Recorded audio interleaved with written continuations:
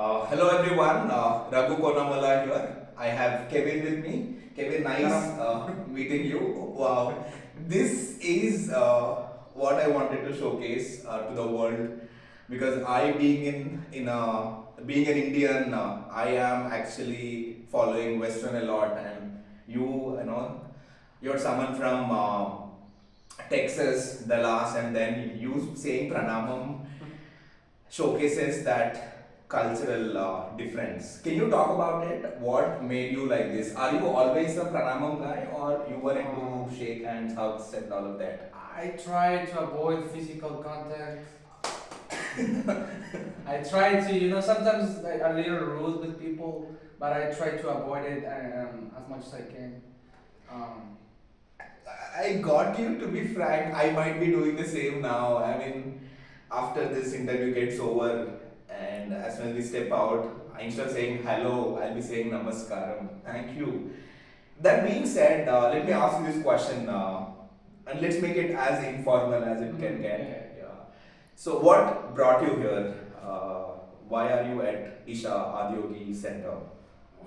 well, in the last few months, I've been through a lot of turmoil because, in my mind, I had this thinking that I can do business or whatever. I had a lot of ideas, and I see it like mm, I can do it. Like I have many options. Okay. So, but also I try to see ahead in the future, like where the world is going, and all this AI and robots. It's like I don't know how the world's gonna be in the next 5 years. It's gonna be in the next 10, 15, 20 years. It's gonna be a total different world. True. It's a total different society. So at this point, I'm trying to prioritize me, what it's actually me, not my body, not my mind. What it's actually me. I'm trying to prioritize. I mean, the way you mentioned it, I know the world is running towards AI, quantum computers. I am one of them. I keep reading about AI a lot. Now we're like, let the world run towards all of that. Let me be different. Let me find my own self. Prepare yourself to be able to be helpful in any environment, because we cannot predict what's going to happen. Even if they take all of our jobs, if they give us an income just to be alive, whatever, I mean, we must find a way to be blissful and joyful and have a good life even without the job. Yeah. We don't have a precedent to that. We don't have this is new in history, so we must prepare ourselves. Okay, to me, I mean, a lot of unlearning is happening. I'll have to unlearn a lot of things because I've grown up hearing that the job is the only thing and you should have to have an income as a man. But yeah, let me ask you this question. Now, are you out of your indecision? Let's say you said you had fatigue, you had gone through a lot of turmoil. All of that gone now after coming here? It actually got worse. The first days. Okay, The first days I was like, I don't know, probably like my emotional baggage or whatever exploded or got exposed for whatever reason. I was really lost. Like 3-4 days ago, I was in a cottage. I rented an Airbnb like three kilometers away from here. There was no accommodation here. This is my third day here, but before I started in the Airbnb, right?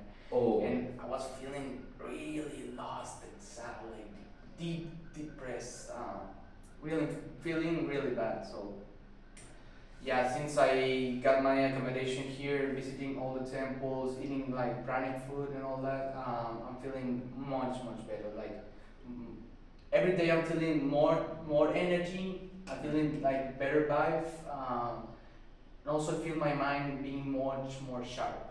I can Awesome. grasp through things much more faster and effortlessly. Very good. I mean, great that a lot of Just a few transformation days. happens. Yes.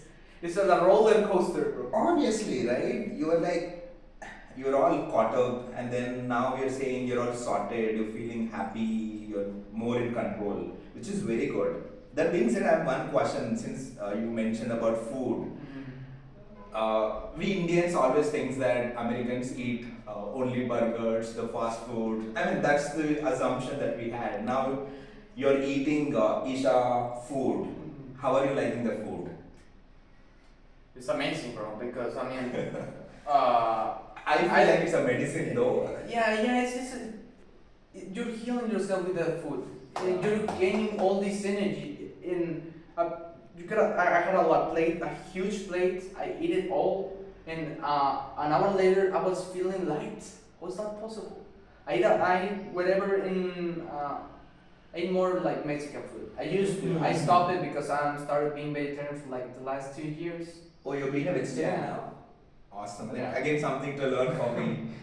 Alright, actually, since we're running short of time, you said you quit your job and have come to India. Mhm. How did you manage the societal pressure, be it your mother, father, your family? How did you manage all of that? And how are you managing to survive here? I mean, are you on your savings? Do you have side income? This is a very important question because this question is going to inspire a lot of people and they're going to take decisions the way you have taken. Yeah, over to you. Well, it cost me a lot of money because I did it on the last minute because I was scared. Like in Dallas, it was really cold. We were like -8 degrees, so I was worried that they might shut down the airports. It was almost the last days to make it on time to Prayagraj, and then I wanted to be here also for Mahashivratri, right? So, I'll have to stop you. Kevin also went to Prayagraj. I did not go, I couldn't make it, but he went there. Pranamam to you, Kevin, and he took dips in there. I mean, such an inspirational story. Yeah, over to you. yeah. My plan was like, I'm gonna leave everything, so I must make this trip worthwhile because it's gonna be very expensive and a lot of sacrifice. I spent like 40 hours in the airport because last minute plan. Like I booked the flight and 4 hours later I was on the airplane. Oh. Can you believe that? So. I thought I need to be at least 3 days in Prayagraj, and I want to get here on time for Mahashivratri. Oh, you spent your Shivratri here? Yes. A lot of things that I wanted to do, the most of us wanted to do, you have done it. Be it Prayagraj, making it to Isha, making it to Shivratri. But thanks God, I got so many blessings and I got the opportunity to do it. Because I know many people wanted to do it and didn't have the chance. If I didn't have the chance, well, I wouldn't be as much frustrated as I was. But I know it was on my hands. It was on my hands, so I wanted to make it happen. Yeah, one last question. How are you managing your finances, money and all? I have a good salary in the US. Well, right now, no, because I used to have a good one, right? And I don't spend much because I like to spend my money on things that are worth it. Yeah, for example, this travel, totally worth it. It cost me a lot because last minute. It was very, very expensive, but it worth it. Like it worth all the effort that I had to do to save all that money. And yeah, I have a simple lifestyle. I try to simple living. Yeah, I like nice things.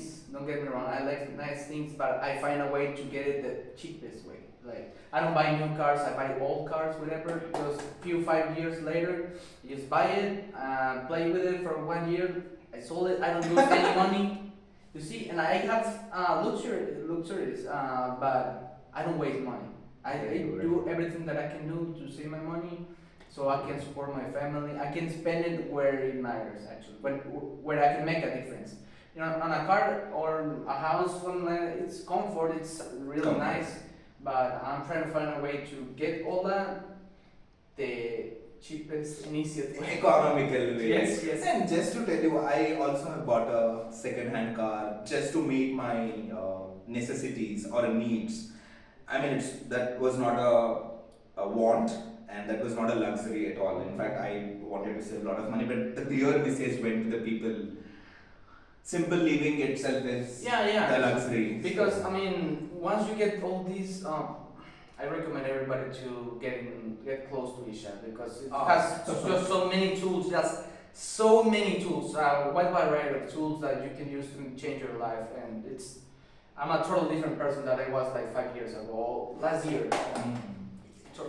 So I recommend everybody to do that. So at that point, I'm feeling like you're getting too many blessings. So I still feel the need that I want some pleasure. I still feel that I want some sometimes approval of other people, but I can feel it how it's getting diluted. I can feel it.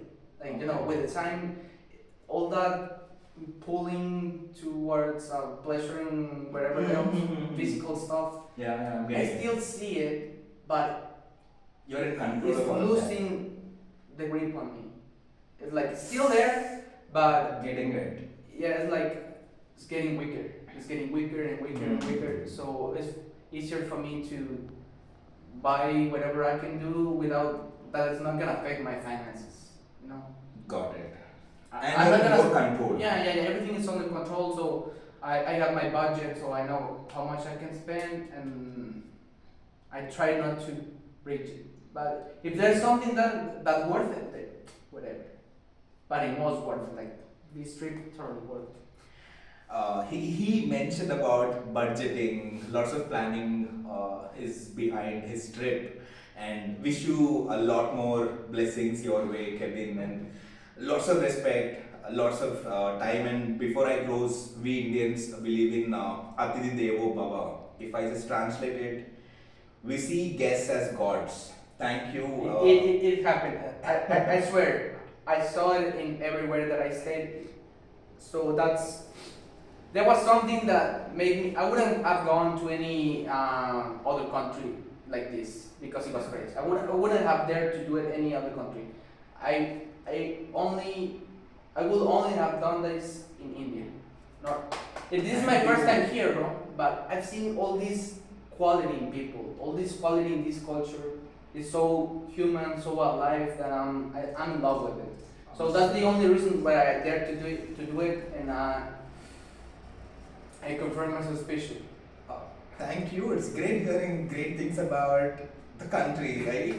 I expect great things from this country in the next few years, like like what happened with China, like what happened when US was founded. I expect great things to happen in this country. We wish to do that. I wish I'll be part of it. Maybe. Hopefully, I can be part of it as well. Yeah, we together will build a greater society, great future. You got the resources. Yeah, we do. We do. I know there's a lot to talk with Kevin because I'm sure now I'm realizing if I do a podcast, I'll be able to spend 2 hours talking about a lot of things. But in the interest of time, Kevin also has to go. We also have to go have breakfast. Yeah. So thank you so much, Kevin. Lots of respect. And let me end this podcast with the learning that I got from you. I'm not going to shake hand with you. I'm going to say pranamo once again. Thank you. Thank you very much. For doing this. Thank you.